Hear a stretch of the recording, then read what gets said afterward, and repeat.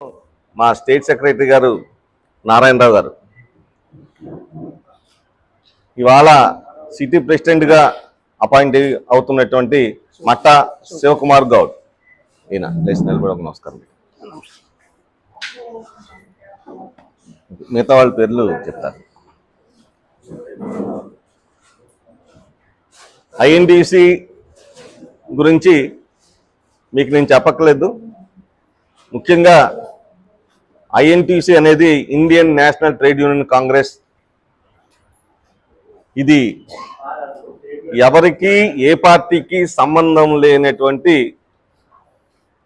Independent trade union.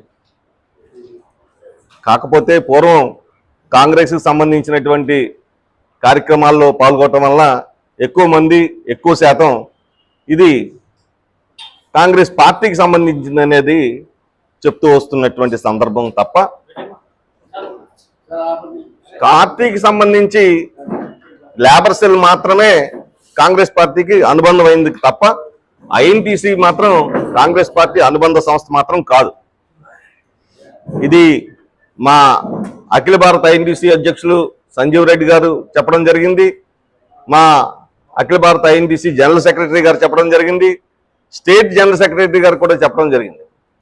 అయినప్పటికీ ఆ ముద్ర పోవటం లేదు.